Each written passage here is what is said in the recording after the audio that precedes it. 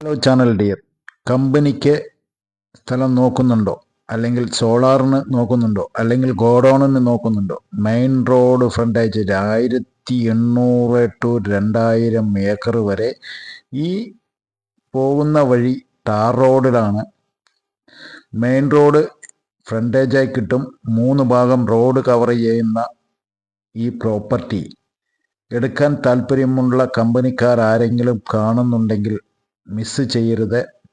അത്രയും പച്ചപ്പ് നിറഞ്ഞ് നിൽക്കുന്ന ഈ മണ്ണ് എന്ന് വെച്ചാൽ ചുവപ്പ് കളറിലെ മണ്ണാണ് കേട്ടോ. നിങ്ങൾക്ക് എന്ത് വേണം ചെയ്യാം. കമ്പനി ആണെങ്കിൽ എടുത്തോളൂ. നിങ്ങൾക്ക് 200, 300, 500 വെച്ച് പിരിച്ച് വിറ്റ് കഴിഞ്ഞിട്ടുണ്ടെങ്കിൽ നിങ്ങൾ പറയുന്ന വില കിട്ടുന്ന ഏരിയയിലാണ് കേട്ടോ.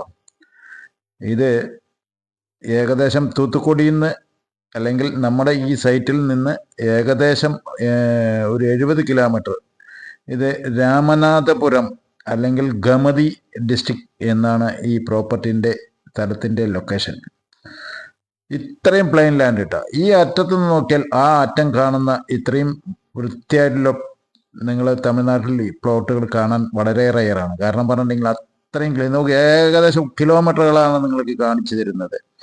അപ്പോൾ വീഡിയോ നിങ്ങൾക്കത് ഇഷ്ടപ്പെട്ടു, അല്ലെങ്കിൽ നിങ്ങളുടെ സുഹൃത്തുക്കൾ ആരെങ്കിലും ഇങ്ങനെ ഒരു അന്വേഷണം വന്നിട്ടുണ്ടെങ്കിൽ മിസ് ചെയ്യാതെ അവരിലേക്ക് എത്തിച്ചു കൊടുക്കൂ. ഇത് ചോദിക്കുന്ന വില 10 ലക്ഷം രൂപ ഏക്കറിന് ചോദിക്കുന്നുണ്ട്. ഇരുന്ന് കഴിഞ്ഞാൽ നമ്മൾക്ക് ചവിട്ടി താഴോട്ട് കൊണ്ടുവന്ന് മേടിച്ചു തരാനുള്ള ആൾ അവിടെയുണ്ട്. അതുകൊണ്ട് നിങ്ങൾ പേടിക്കേണ്ട ആവശ്യമില്ല. പേപ്പർ പക്ക കമ്പനിയുടെ പേരിൽ കിടക്കുന്നതുകൊണ്ട് അതും നിങ്ങൾ പേടിക്കേണ്ട ആവശ്യമില്ല.